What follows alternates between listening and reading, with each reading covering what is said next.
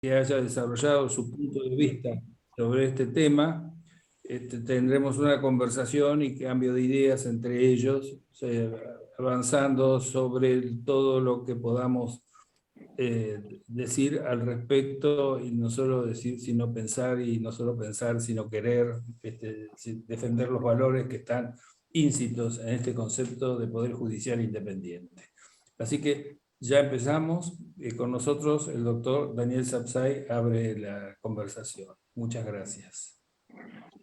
Muy buenas tardes, muy agradecido por esta invitación, tanto al Club del Progreso, en cabeza del doctor Guillermo Lascano Quintana, como a Guillermo Lustó, que se ocupa tanto de este tema desde su organización.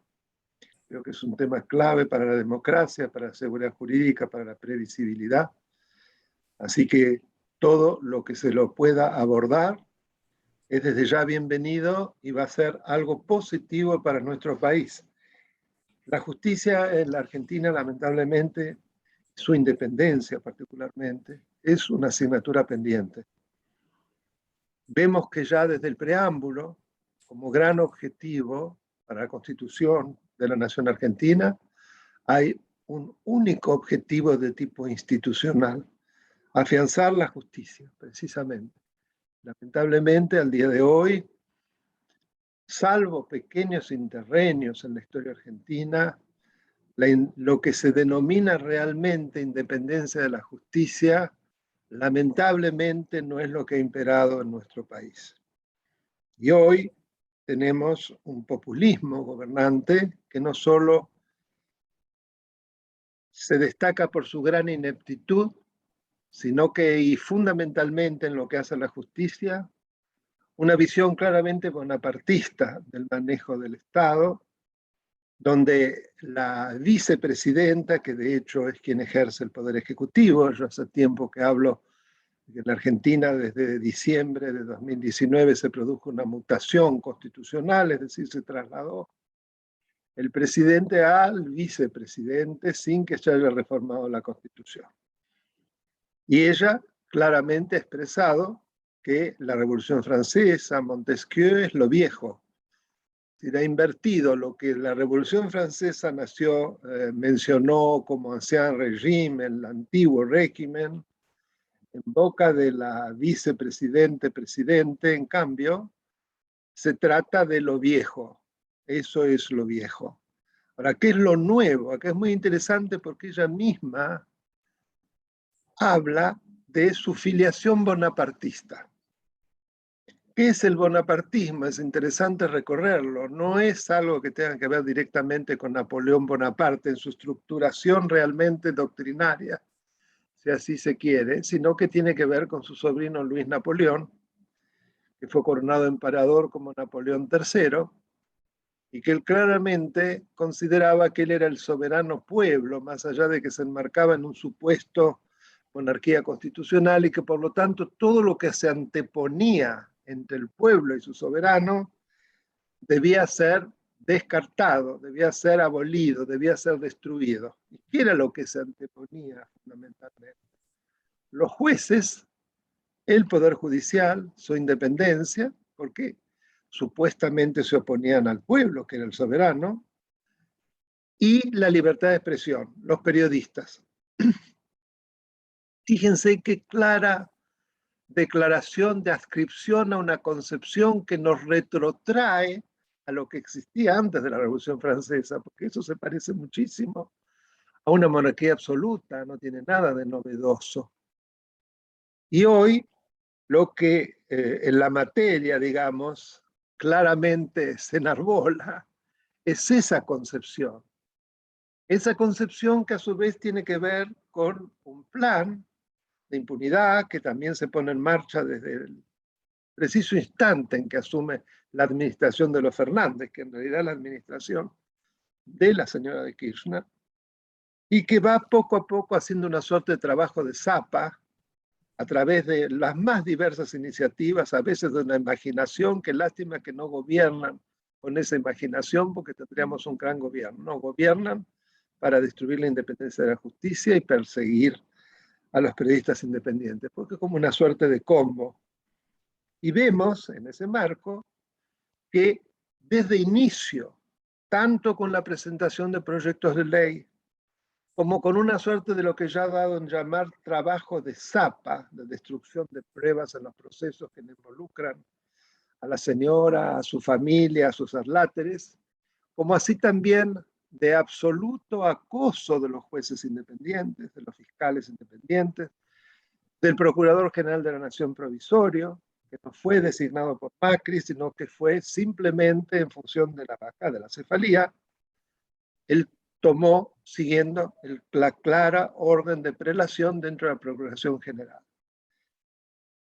Ha seguido hasta el momento porque no se ha conseguido el número de votos precisamente como para lograr el nombramiento de quién sería un procurador general definitivo. Esto es otra anomalía porque ya estamos a cerca de 5 años de esta situación anómala. Pues en ese marco es donde encontramos también dos iniciativas, a mi modo de ver, tremendamente destructivas. Una es la supuesta reforma de la justicia, que es en realidad reforma de la justicia federal penal, y que afortunadamente ha quedado empantanada en diputados.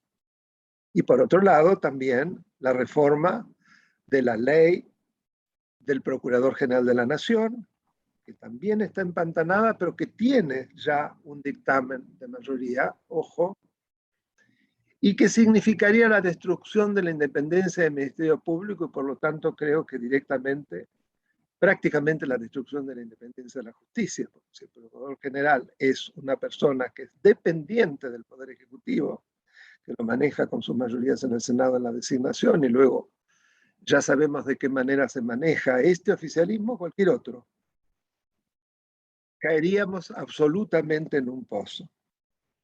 Pues bien, y tratando de no sobrepasar el tiempo que se me ha asignado, quiero resaltar la importancia que ha tenido precisamente, por un lado, esa posibilidad de control en Cámara de Diputados, ya que el oficialismo es primera minoría y la mayor oposición, hoy juntos, está muy cerca.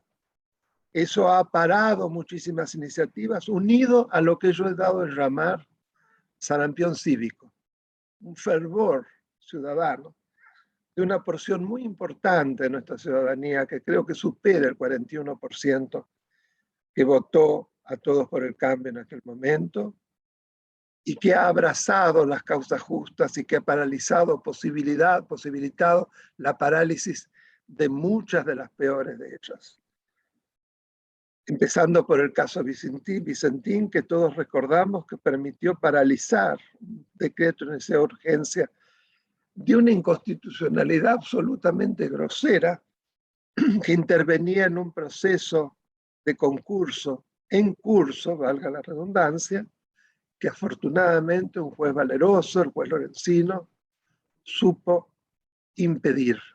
Ello gracias a su vez a que su juzgado fue absolutamente rodeado por una multitud que se oponía a esa iniciativa que iba a destruir una empresa, la iba a estatizar y ya sabemos cómo eso iba a terminar. Así podríamos nombrar otros casos, pero, y para terminar, quiero significar que las elecciones próximas son una de probablemente las más importantes del 83, porque implica realmente la gran disyuntiva, autocracia o república democrática. ¿Qué queremos los argentinos? Muchas gracias. Muchas gracias, Daniel. Ahora vamos a escuchar la palabra del doctor Vítolo, de Alfredo Vítolo, según el orden que habíamos establecido para la conversación. Muchas gracias. Adelante. Gracias. Gracias por la invitación a participar y poder compartir ideas. Por eso también voy a tratar de ser breve en la exposición del tema que nos han pedido. La independencia judicial es un fenómeno moderno. ¿Por qué? Porque aparece con la lógica del momento en que el soberano pasa a estar sujeto a la ley. Hasta ese momento no había necesidad de independencia judicial porque el juzgador era siempre justo y estaba por encima de la norma jurídica. Pero cuando el soberano pasa a estar sometido a la ley, aparece la necesidad de un poder judicial independiente e imparcial. Esto es un tema que no se puede solucionar de ninguna manera con normas. O sea, las normas ayudan, pero la independencia judicial tiene que ser una vivencia. No hay forma de un sistema que funcione si no hay una concepción generalizada de un poder judicial que realmente cumpla este rol de poder impartir justicia, de poder controlar la acción gubernativa, porque son las dos funciones centrales, en forma independiente. Por eso tal vez la imagen clásica anglosajona de la idea de justicia es una idea de una mujer con los ojos vendados, pero no vendados para que pase la corrupción, sino vendados para que no se sienta tentada de fallar según la personalidad de quien está sometido a sus estrados o su mayor o menor cercanía con ella. Sin embargo, los argentinos tenemos una muy mala tradición en esta cuestión. Ya hace un siglo y medio, José Hernández, que fue un gran poeta, pero fue un gran político también, le hacía decir al viejo Vizcacha, dando una recomendación muy poco clara, que había que hacerse amigo del juez, ¿no? Porque era la forma de poder tener la prebenda y el privilegio y evitar estar sometido, ¿no? Porque siempre es bueno tener palenque al ir a rascarse, como dice el Martín Fierro. Ahora, y esta independencia es una independencia que tiene dos caras. Tiene dos caras que son las dos necesarias. Dos caras que, inclusive que la jurisprudencia internacional ha señalado, lo ha señalado la Corte Interamericana, lo ha señalado la Comisión de Venecia del sistema europeo, y que tiene que ver con una independencia real, o sea, con la falta real de que el juez no se sienta presionado por nadie, ni por un sector político, ni por un poder económico, pero también tiene que tener una apariencia de independencia. Una sin la otra no funcionan. Porque un poder judicial independiente, pero que no es percibido como tal, no cumple una función adecuada en un sistema republicano.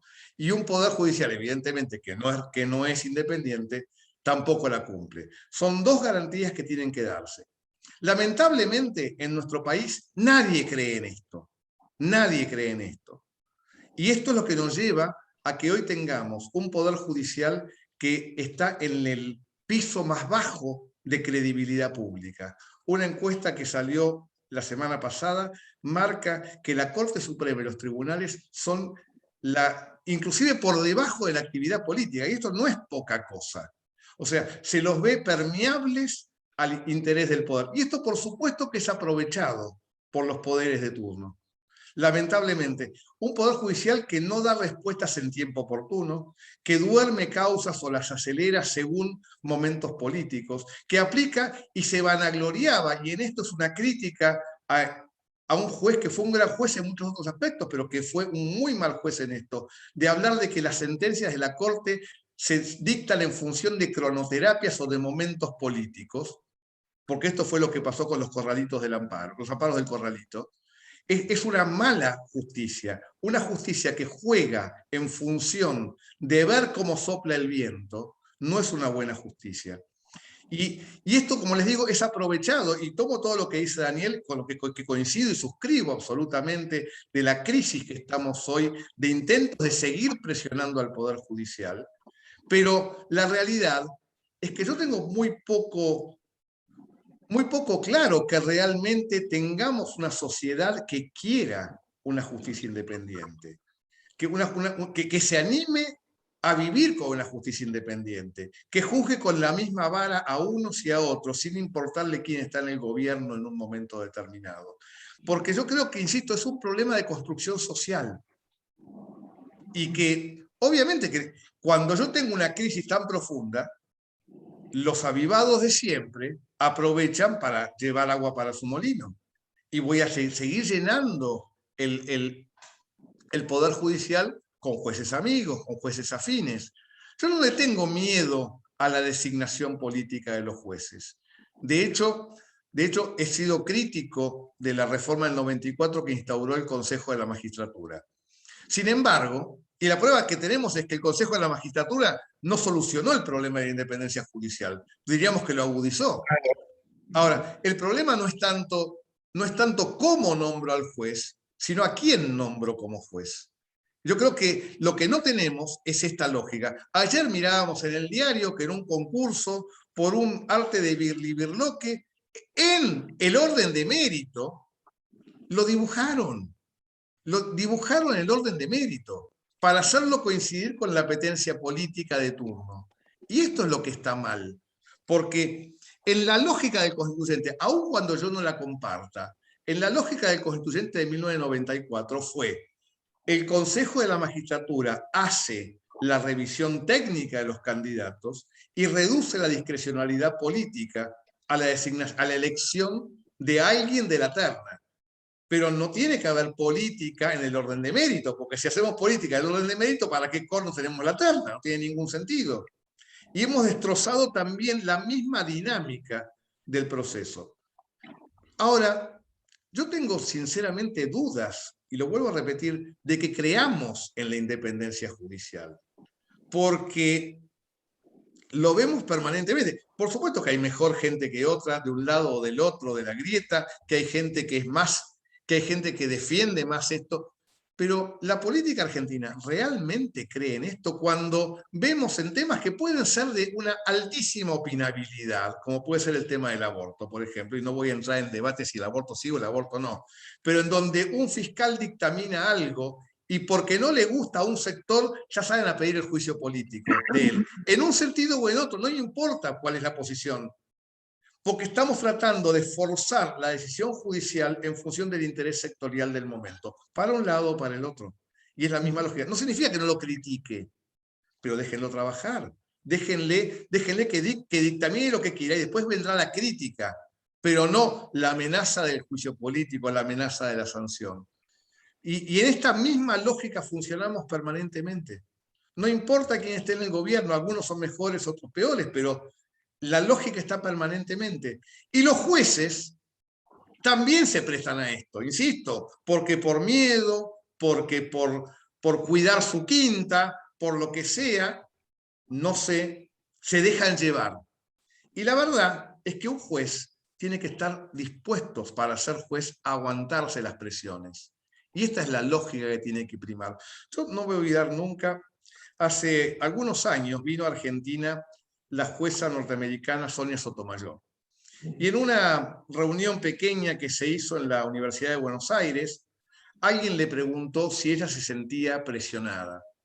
Y ella dijo: presiones existen, pero yo soy jueza de la Corte Suprema de Estados Unidos. ¿Quién podría válidamente presionarme?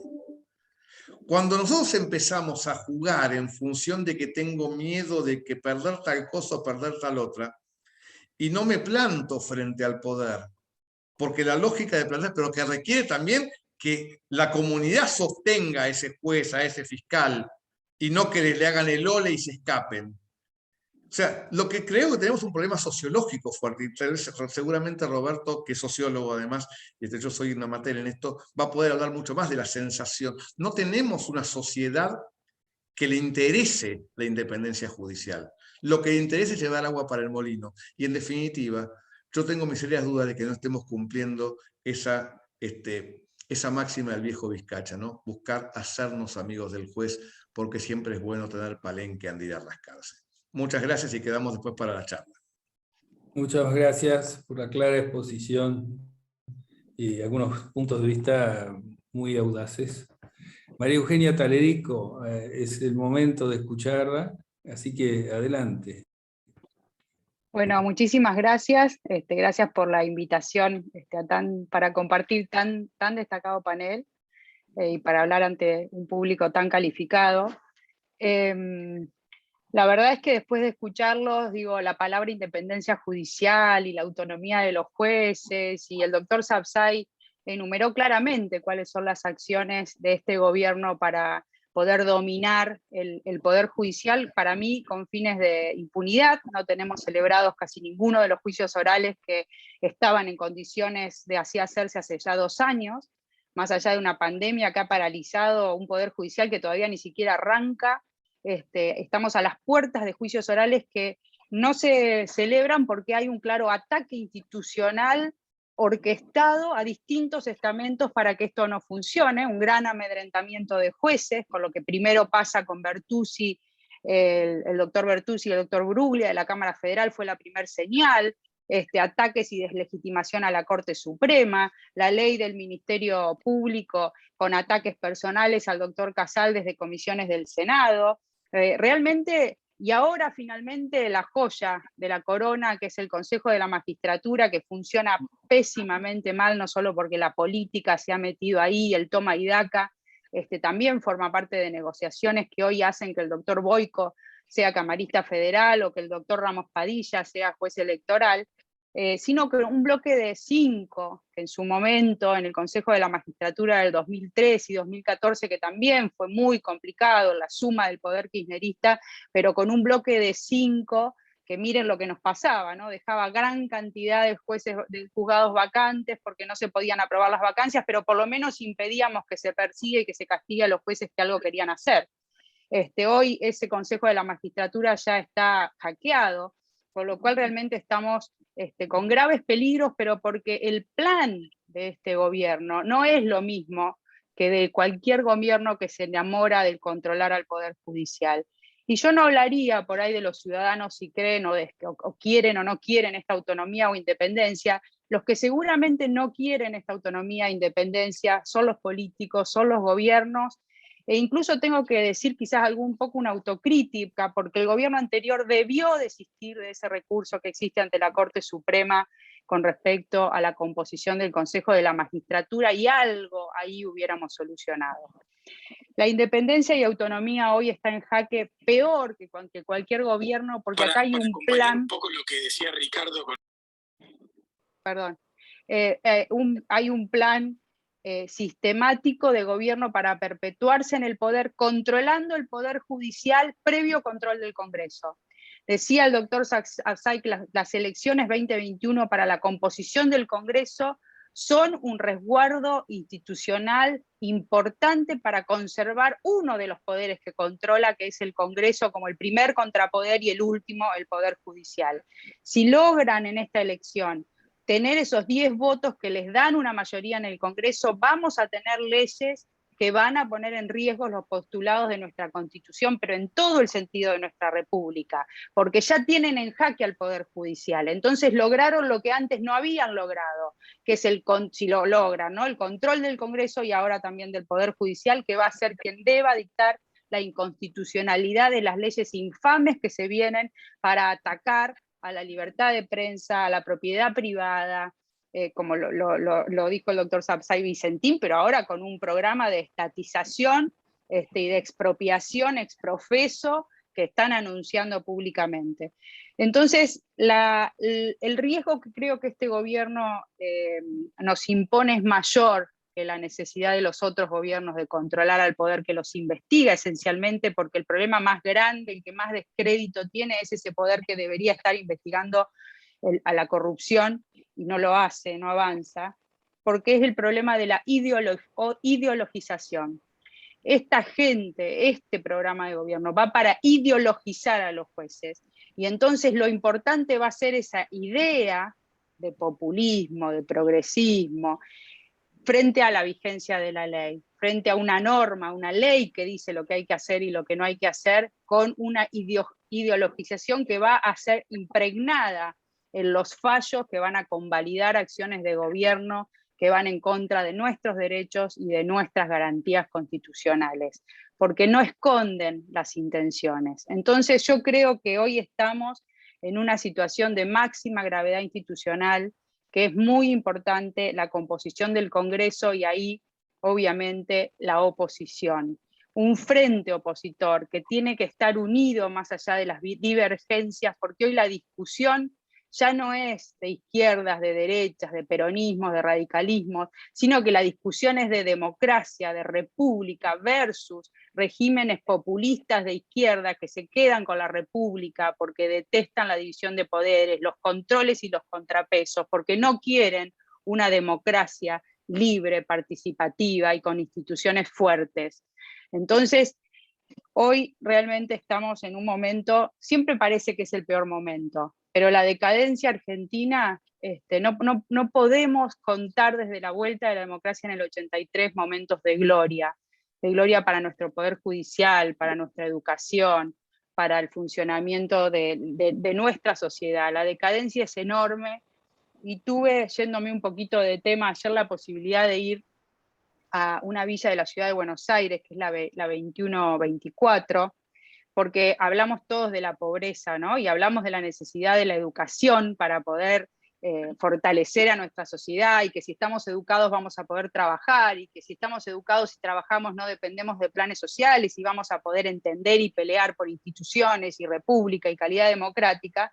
Bueno, lo que vi no es cualquier pobreza que depende de planes sociales, es una pobreza infringida con un flagelo enorme que es el Paco, que no es cualquier droga, diría que no es la droga de la clase media, donde nosotros tenemos hijos que pueden entrar en un problema, pero vamos a estar atentos, intentaremos recuperar y están contenidos porque tuvieron educación y tienen padres y familia, sino un estado en el que se encuentra el 50% de los argentinos que no pueden recibir educación ni trabajo porque tenemos dos o tres generaciones que no están preparadas por eso, que están insumidas en el problema de la droga, no solo por un tema social o de salud, sino de negocios de un Estado absolutamente ausente. Es muy difícil pensar en cómo vamos a hacer para sacar ese 50% de la pobreza, para educarlo, para alimentarlo y para sociabilizarlo. Es un problema gravísimo el que se ve cuando uno está ahí, y cuando hablamos de pobreza en temas de índices para ver si cubre la canasta familiar, creo que no estamos entendiendo nada. Entonces, una parte de la sociedad la que tiene la capacidad de entender el momento institucional en el que nos encontramos para poder solventar pilares que lo que tienen que ver es con un destino de políticas públicas orientadas al combate de la corrupción, al respeto institucional, al combate, a generar políticas públicas en serio para combatir la pobreza, para darle educación a la gente y todo lo que necesitamos para empezar a desarrollarnos. Me asustó mucho la decadencia que vi, y me sentí que a veces nosotros, que estamos discutiendo de los pilares que hacen a una república, que es un destino que tiene que ver con el respeto a la ley, a las instituciones, a la autonomía del poder judicial, a la libertad de prensa, no estamos entendiendo que ya se nos fue el 50% del país, el 50% de los argentinos, y que el trabajo que vamos a tener que hacer es enorme y va mucho más que esta pelea institucional que nosotros tenemos para resguardar a uno de los poderes que le va a poner límite al poder hegemónico que pretende el kirchnerismo al mando del gobierno nacional. También quedo a disposición de las preguntas. Muchas gracias por esta invitación y esta posibilidad de participar de este encuentro. Muchas gracias, María Eugenia Talerico, y nos queda escuchar al doctor Roberto Gargarella. Los anteriores han disparado no solo en el área jurídica e institucional, sino también han aludido a problemas sociológicos. Y el doctor Gargarella es una de las áreas en la cual él, digamos, tiene también la parte de su vocación puesta. Así que bueno, escuchamos sobre el tema. Gracias.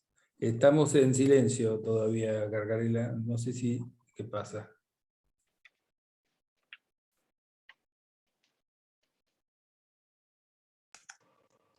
Connecting audio. Can't hear you yet.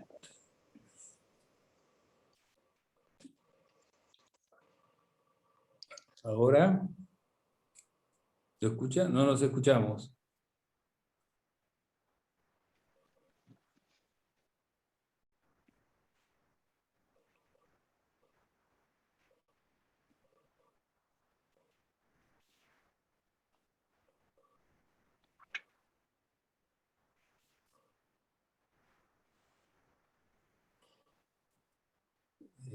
En la prueba inicial estuvimos hablando con él, así que suponemos que esto es algo superior Se desconectó Robert, por eso capaz que un problemita de conexión. Ya, esperémoslo 3 minutitos porque debe ser un problema de conexión.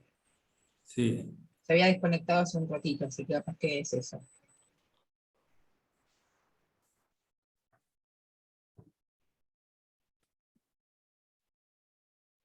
Pero no ponerlo nervioso, hablen alguno de ustedes, pobre, porque debe estar pasándola mal. Todos sabemos que estas Sí. cosas ponen nervioso. Sí, tenemos Quizá- esa... María Eugenia, tu visita a la villa fue en el marco de un programa que están haciendo. ¿Cómo No, hiciste? mira, Fácil ir a una tuve, villa. no, para nada. Vos sabés que este chico Roberto García Moritán, que va como primer legislador en la lista de López Murphy, que para mí era el esposo de Palpita, tiene hecho un trabajo social muy importante en una fundación hace como 4 o 5 años, y él tiene acceso a esos lugares por todas las obras que está viniendo, que hace mucho tiempo para la gente. La gente le pedía que no se meta en política, y el acceso lo tiene él. Y incluso es un chico que entra y la gente le pone sus hijos en los brazos porque quiere que Roberto, como que te diría, que lo bendiga por poco. Había una mamá que le habían matado a una criatura y lo llevó a él hacia el templo. Él tiene acceso, y yo fui muy inocentemente a hacer una donación por el Día del Niño y me encontré con un panorama desolador. Ahora, qué interesante lo que contar respecto a la personalidad de García Moritán, que tampoco conocemos, es que jamás habla de esto, o sea que tiene el doble valor de que da, pero que no lo anda publicando, ¿no? Sí, De que sí, la para mí, forma viste, más realmente era el generosa. esposo de Pampita, y conocí un trabajo social que me dijo que lo está haciendo en todos lados hace muchos años.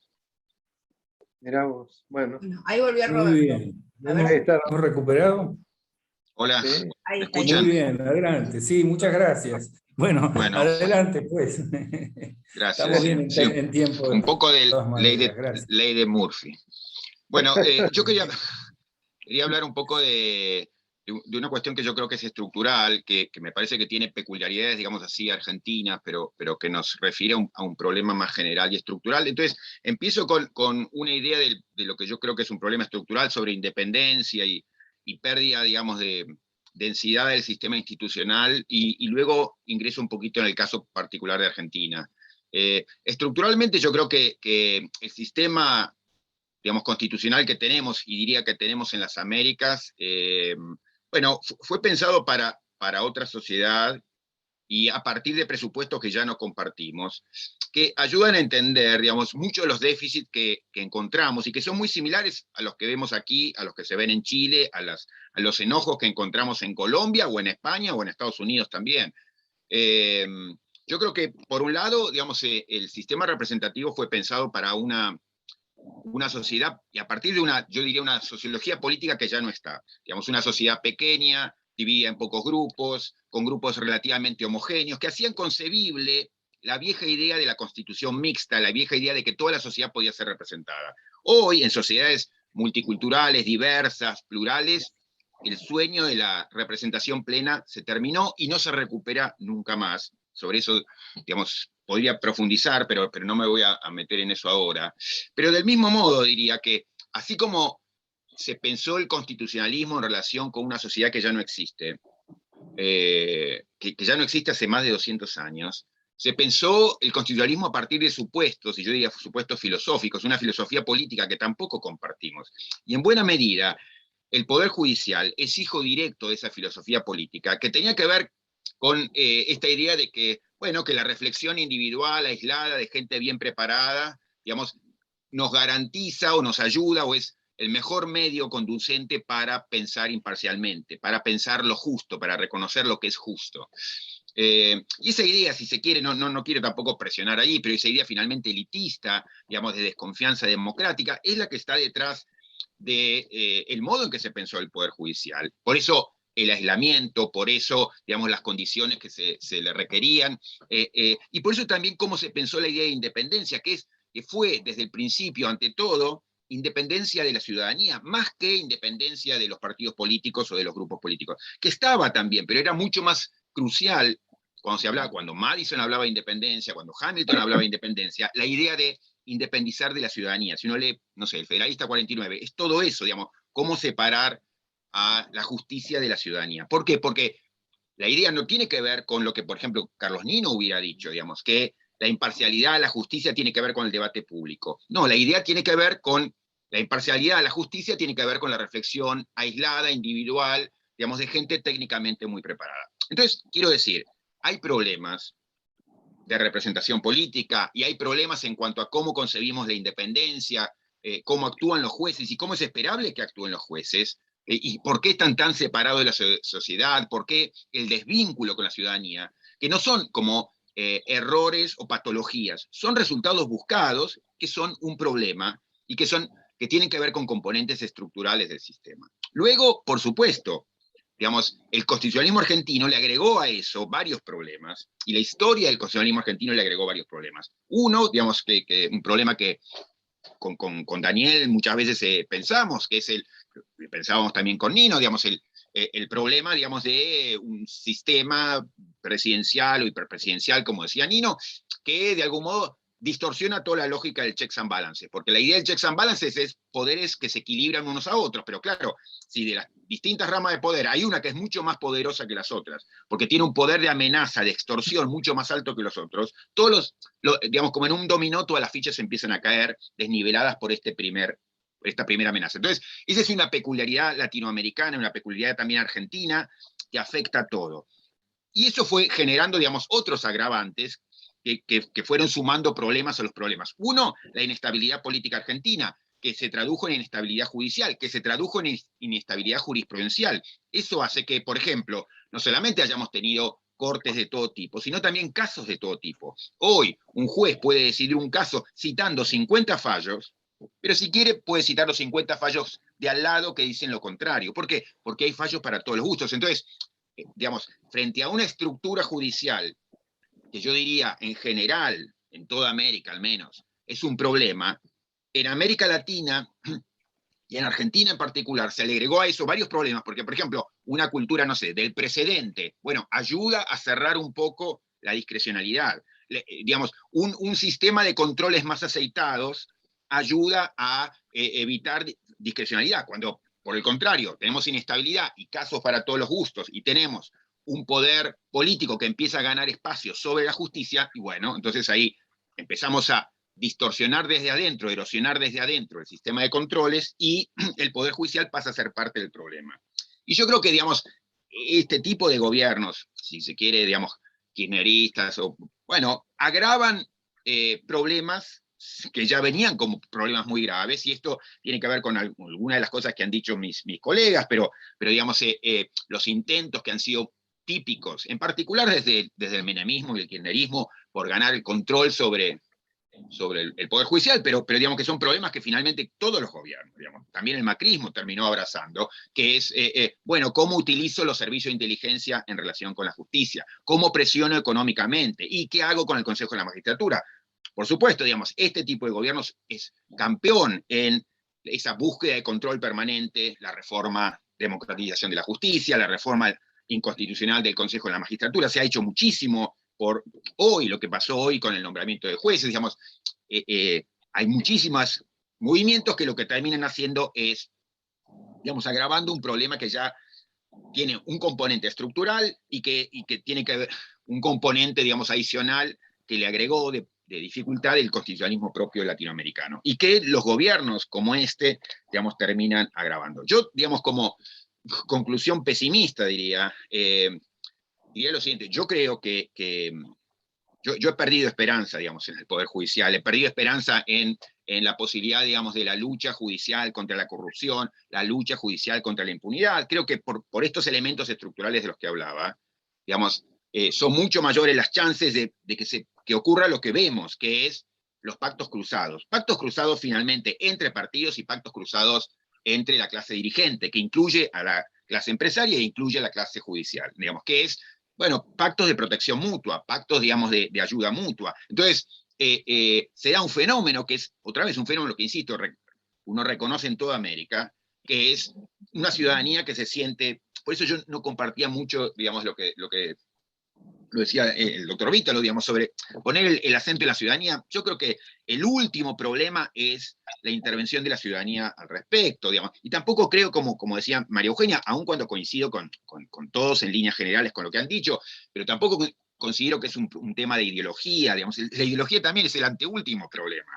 Lo que hay es un problema de intereses, lo que hay es un problema de pactos, de intereses, de grupos, de coaliciones que se van repartiendo, digamos, beneficios y protecciones mutuas, ¿no? Y en eso es copartícipe el Poder Judicial. Entonces, yo desde el 83, que tengo, digamos, vida pública, y que tengo la esperanza siempre, cada año la renuevo con algún juez. No, este juez nos va a salvar, este sí, se terminó, digamos, esa esperanza se terminó, pero insisto, no por una tristeza personal que uno puede tener, sino por elementos estructurales que el constitucionalismo argentino y la práctica del constitucionalismo argentino han reforzado. Lo que hay entonces es eso, es una autonomización.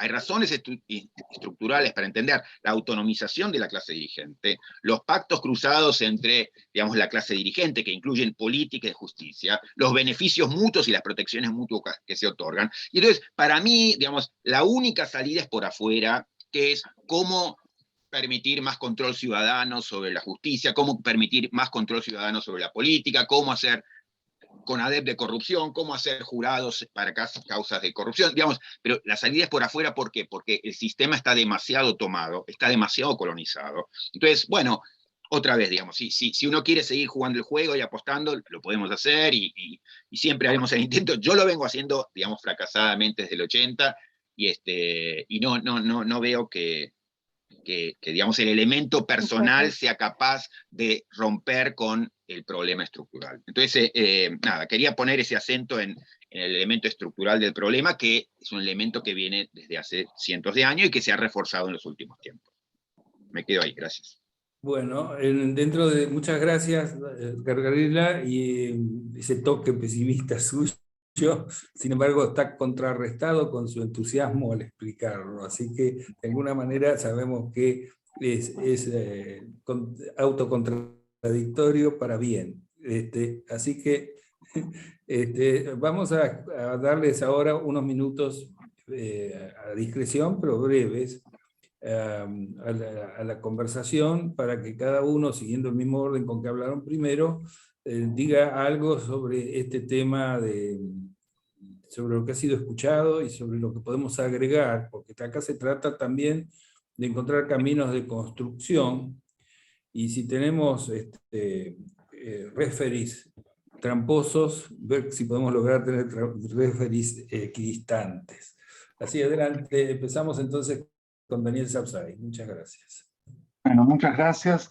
Yo creo que nos hemos complementado, son complementarias las exposiciones en gran medida, hay matices, por supuesto, como siempre.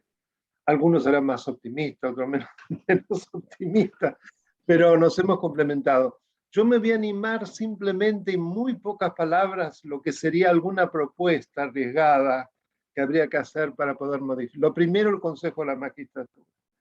Yo creo que realmente es un organismo que ha hecho un daño inmenso. Y acá es muy interesante, ya que Roberto habló de Nino, que tuvimos el enorme honor de trabajar juntos, cuando Roberto era un niño prácticamente, pero muy, muy talentoso, en que claramente desde el Consejo de la Magistratura no se aceptó un Consejo de la Magistratura. Y que lamentablemente en la reforma, en el diario de sesiones, tuvieron el tupé de hablar de Nino y el Consejo de Magistratura como si hubiera sido una propuesta cuando fue desechada. Vos recordarás, Roberto. Siempre lo digo porque me parece que, además lo hicieron con un hombre que ya había fallecido joven, y me pareció realmente una afrenta, porque además con una explicación clarísima que no me voy a extender. Entonces, hoy de ninguna manera propongo una reforma de la Constitución, porque es la caja de Pandora. Pero sí se puede mejorar la ley, sin lugar a dudas, y las mejoras tienen que ver con el reequilibrio del que habla el artículo 114. ¿Cómo es posible que el sector político tenga 7/13 y que el oficialismo sea el que defina cuándo se eleva una terna o cuándo se acusa, o sea, cuando entra o cuando sale un juez? Ya eso solo habla a las claras de un sistema, como decía Roberto, capturado, y en donde desde ya que hay enormes complicidades también de sectores empresarios, sindicales, podríamos seguir. Es decir, lo que para mí son los componentes de un sistema mafioso corporativo, y que lamentablemente ha sido lo que nos acecha hoy. Porque yo siempre me considero liberal en el sentido de liberal de los Estados Unidos, ¿no? Porque sin duda son los regímenes que surgieron del liberalismo los que han logrado más progreso, y eso es una cuestión absolutamente clara.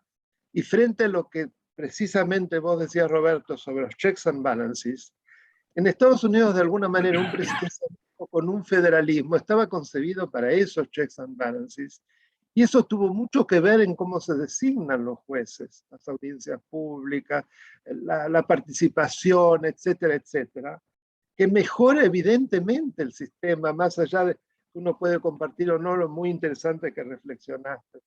Y lo otro, y por último, no me quiero extender, creo que hay que abrir el acceso a la justicia, que es otra trampa. ¿Cómo es posible que acá no haya una legitimación para que los ciudadanos podamos impedir que estas iniciativas absolutamente bastardas o designaciones de jueces mal hechos, etcétera, etcétera, y que tengamos que arremangados mirar el escenario? Y no hablo de algo que es utópico, que existe en Suecia, en Francia. No, podemos traer ejemplos de países como Costa Rica, como Colombia, como Brasil, donde se dan esas posibilidades de acceso. Entonces, esto es simplemente lo que de manera humilde trato de proponer, y me interesó muchísimo escucharlo, porque ya les digo, fue muy complementario todo. Gracias. Muchas gracias, Daniel Sapsay. Y entonces ahora nos toca darle la palabra a Alfredo Vítolo. Sí. Gracias, Roberto. Yo voy a aclarar un concepto. Yo coincido con el argumento de Roberto de que no hay que echarle la culpa a la ciudadanía en su conjunto. Claramente, la ciudadanía tiene una conducción y son los sectores políticos los responsables principales de esta intercambio de favores de un lado y del otro, ¿no?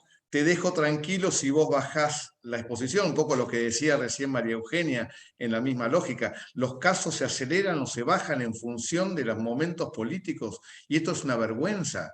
Tenemos casos abiertos hace 6, 7, 8, 9 años sin que hayan llegado a juicio. O sea, no estamos ni siquiera en etapa primaria, y después decimos, bueno, que son causas complejas, y nos pasa con cualquier cosa. Y más cuando tocan al poder. Entonces, si yo enfrío la causa, te voy a acomodar en esta cuestión. Y aparte se hace con un nivel de impunidad grosera, porque lo que estamos viendo es, pero al hijo de tal o al sobrino de tal lo nombramos en tal lado, y entonces de esa manera, y es todo indirecto. Y el problema que tenemos es que la ciudadanía está harta de esto. Está harta de esto, pero en realidad a la clase dirigente no le importa. No le preocupe, y como la ciudadanía en definitiva es bastante amorfa en esta lógica, yo tomo lo que decía María Eugenia, para mí es fundamental la elección, de no regalar el control, pero el problema es que a la gente no le importa. Este es el problema de fondo. La gente está mirando otro canal. Cuando nosotros desde Fores vamos a pedir apoyo, nos dicen, sí, qué bueno lo que están haciendo, vayan y sigan, porque a la comunidad no le importa. Y seguramente María Eugenia, desde Será Justicia, le pasa lo mismo. Qué bueno escucharte, qué verdades decís, vayan. Ahora, no me pongas a mí, porque ¿sabes qué pasa? Y yo tengo que sentarme a negociar con el secretario de Comercio, tengo que cosas. Entonces, si yo aparezco criticando, después no consigo la prebenda. O sea, acá el problema es un problema de clase dirigente estructural. Que tiene que ver con la política, con los negocios, con los jueces, con todo. A esto me refería yo cuando planteaba el tema sociológico del hacete amigo del juez. Al pobre litigante que tiene el problema del divorcio o que le cayó la multa, al remero, porque eso es interesante, ¿no? El remero de la pandemia o el surfer le cayeron con todas las cámaras, salieron en todos lados. Y al presidente de la Nación, ¿el juicio en qué va a terminar? Porque no fue un error, fue un delito. A ver, si fue delito para el remero, es un delito para él. Y si no fue un delito para el remero, tampoco es para él. Pero la vara tiene que ser la misma. Es un error y pido disculpas. Discúlpenme, ¿de qué estamos hablando? O sea, ¿cuál es la lógica de esto? A mí no me importa si esto se hizo para encubrir otra cosa. se hizo. Y si se metió la pata, hay que cumplir la ley, porque la ley rige para todos. Igual, igual. Y si nosotros no podíamos salir, o sea, y esto es lo grosero. El presidente decía, y no me va a temblar la mano para perseguir con el Código Penal al que viole la cuarentena. Está grabado. Y al día siguiente él violaba la cuarentena y no le importó. Y dijo, fue un error. Fue un error. No fue un error. Pero lo que pasa es que la sensación de impunidad no es sensación, es impunidad real. Es impunidad real. Este es el problema. No es un problema de sensaciones. ¿Por qué? Porque hay jueces que no se animan. Porque a ver si todavía me hacen juicio político. A ver si todavía aparezco en los diarios. A ver si me encuentran algo que no quiero mostrar. Porque el problema también acá es, ¿hay alguien que pueda tirar que pueda decir yo estoy libre de culpa y cargo? Y esta es la sensación generalizada. Por eso la justicia tiene el último nivel de confianza pública. ¿Por qué? Porque debería haber sido el primero. Porque es el encargado del control. Y el problema que tenemos es que nadie controla al poder. Entonces, si nadie controla el poder, es un viva la pepa. Y el viva la pepa, cada uno hace su negocio. Bueno, muchas gracias, María Eugenia Tredicco, de tu turno. Bueno, muchas gracias. A ver, me interesó mucho lo que dijo Gargarella, Roberto, con el tema del observatorio de la sociedad civil. Observatorios para hacer de la justicia algo más transparente, sobre todo en las cuestiones públicas, ¿no? Yo creo que acá estamos hablando todo en realidad que tiene que ver sobre todo un fuero más allá del contencioso administrativo, que empezó a tener también sus problemas, porque se dieron cuenta de lo importante que era, el fuero que juzga la corrupción, los fondos públicos y todo ese dislate, ¿no? Entonces, ¿se acuerdan que el Colegio de Abogados de la Ciudad quería hacer una auditoría y fue un desbarajuste hacer una auditoría, que cómo los jueces se sintieron interpelados y demás, y resulta que teníamos un promedio de casos que duraban hasta 12 años cuando se trataba de juzgar al poder? Comparto con Roberto el diagnóstico triste de que todos entran en la lógica, que el juego de intereses cuando llegan al gobierno, incluso los que tienen toda la voluntad de hacerlo bien, se ven como tentados frente a esa manipulación de un poder que los investiga, y obviamente que si lo pueden manejar los van a investigar menos. Pero tengo que para decir que obviamente sería muy importante que históricamente que los juicios lleguen a sus resultados, y creo que en eso hemos tenido avances, que no es lo mismo que antes. Que hemos visto a un vicepresidente de la Nación condenado, que fue exministro de Economía, que hemos visto una dirigente social muy importante, como es Milagros Salas, también condenada en todas las instancias, que tenemos a un Báez, que quizás los que no conocen el contenido de ese caso, es una sentencia que obviamente van a tratar de atacar y demás, pero con causas relacionadas con otra, que es el origen de los fondos públicos, que es vialidad, el destino de los fondos públicos o tesoro y los sauces. Es todo protagonista de muchas de las pruebas que se arrimaron ahí sin pertenecer a ningún organismo de persecución, sino simplemente porque la Unidad de Información Financiera empezó a ser creíble frente al mundo, y el mundo, aún con los mismos jueces y fiscales, mandó prueba que decían de quién eran las cuentas y de quiénes eran las sociedades que operaban en el extranjero, y ahí quedó al descubierto toda la trama de lavados de activos en el caso Báez, que más allá de después de las cuestiones procesales a las que acuden, como vemos en el pacto con Irán, la nulidad, la audiencia, porque otra vez, jueces que entraron tantas veces a una Quinta de Olivos y a una Casa Rosada, que es la Biblia y el Califón de la Argentina, esa mezcla de intereses de los que habla Roberto, que creo que tenemos que empezar a corregir y correr con ejemplos. Los juicios tienen que realizarse, y ojalá, obviamente, el diagnóstico de Roberto acá falle, y tengamos juicios con jueces que se animen a avanzar, porque la prueba es contundente. Si obviamente en vialidad, en lugar de quedarnos con las 5 horas testigos, con 200% de sobreprecios y obras sin ejecutar encima, vamos a ir a peritar porque la Corte lo habilite, después de tanto ataque y de tanto ataque al procurador, la Corte les habilite peritar las 51 obras públicas que están involucradas, no vamos a llegar nunca a sentencia. Pero ojalá tengamos jueces a la altura de las circunstancias. Yo quiero soñar en una Argentina posible, que de a uno, aunque más no sea, empecemos a sumar para resistir a este juego de intereses de los que habla Roberto, y que yo comparto, en los que muchas veces la política entra. Y obviamente lo lamento, pero espero que de a poquito, con algunas sentencias ejemplares y con algunos casos que están a las puertas del juicio oral, y ojalá se puedan celebrar, podamos empezar a torcer ese destino que parece para la Argentina como ineludible, ¿no? Bueno, muchas gracias. Ahora quiero adelantar que no vamos a tener oportunidad de diálogos con el público.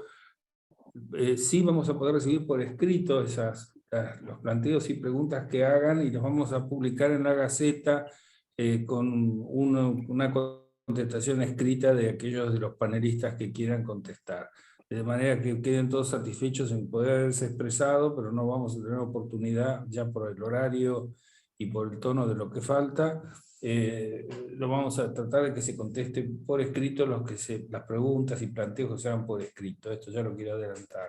Y ahora sí, le toca el turno a Roberto Gargarella, y yo quiero largar un disparador, que es: hemos tantas veces cantado aquello de que en un trono debe estar la noble igualdad, que el concepto de noble igualdad me parece mucho más profundo que el del igualitarismo.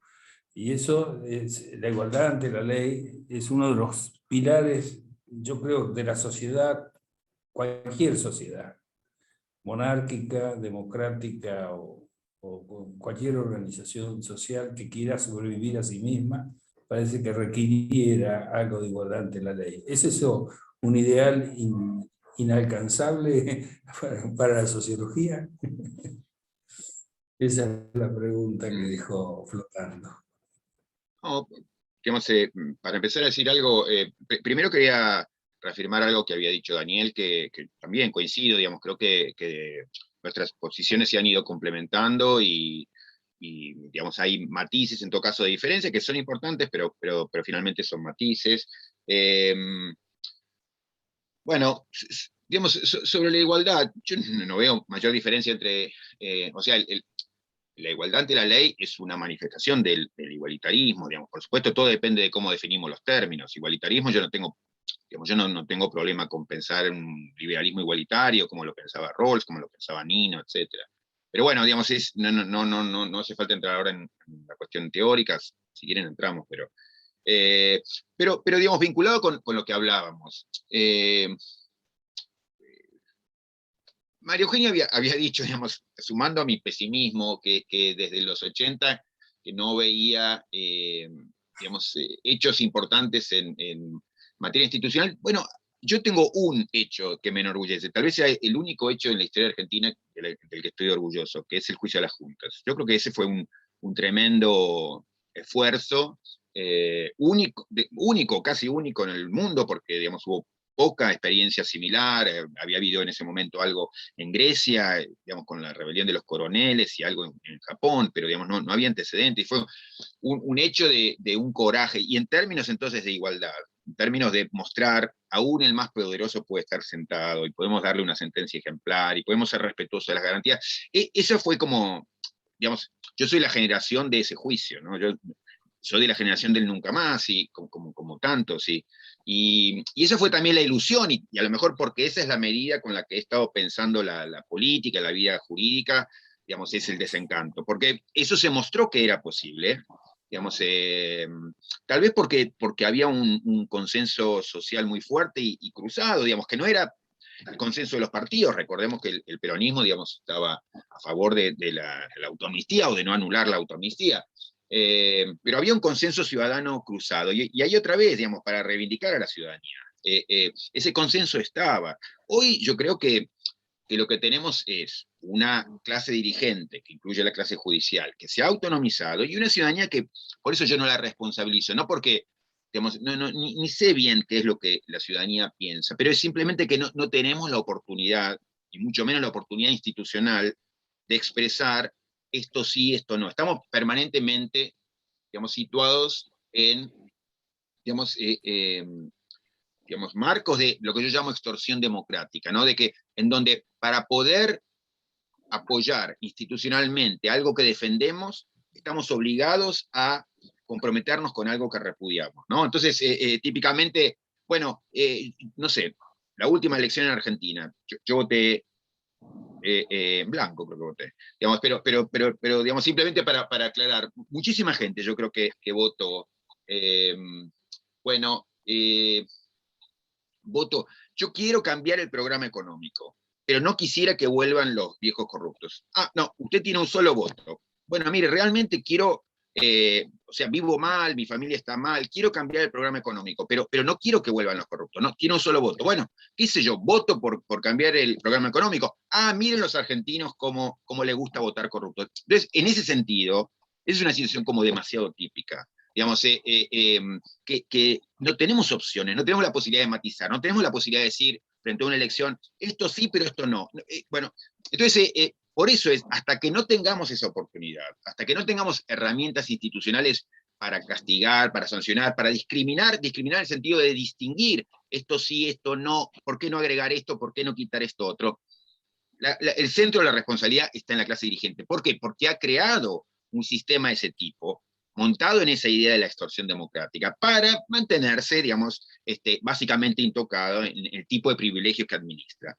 Entonces, bueno, cierro, digamos, la historia argentina tiene algún antecedente del que creo yo podemos enorgullecernos. Digamos, mundialmente me pondría de pie frente a ese hecho que fue demostrativo de que aún en la Argentina era posible hacer algo tan importante. Pero bueno, insisto, tal vez porque la medida con la que empecé a pensar la política y la justicia fue esa, digamos, todo lo que siguió es de un desencanto radical. Pero yo creo que es, digamos, no porque tenía la ilusión, la vara muy alta, sino fundamentalmente porque, digamos, lo que fuimos encontrando con el paso del tiempo es, digamos, cómo esa captura se fue haciendo mayor y cómo, digamos, para el ciudadano común, la pérdida del control se tornó mayúscula, ¿no? Hoy yo como ciudadano, cualquier ciudadano puede decir, yo no controlo absolutamente nada, lo que yo diga, o decenas de miles de personas en la calle, implica muy poco, digamos. Es lo que aprendimos, yo creo que fue la gran lección del 2001, o sea, hubo gente,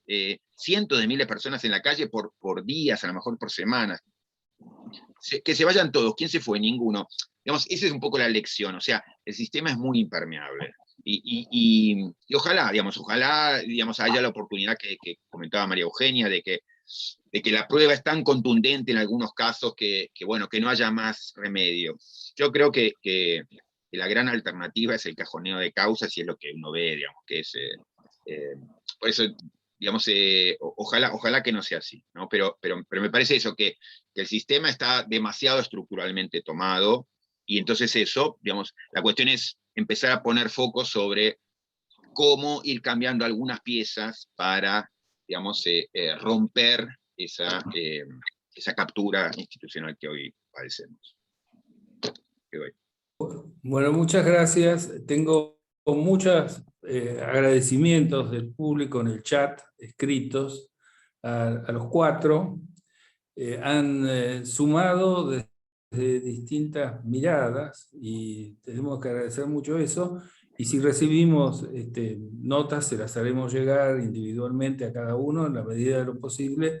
Y si esto se cierra, lo publicaremos. Eso es una promesa del club. Así que bueno, muchas gracias. Damos por terminado este foro y la verdad, ojalá tuviéramos más oportunidades de este tipo. Muchas gracias. Gracias a ustedes. Hasta luego. Gracias a ustedes. Adiós. Gracias. Adiós.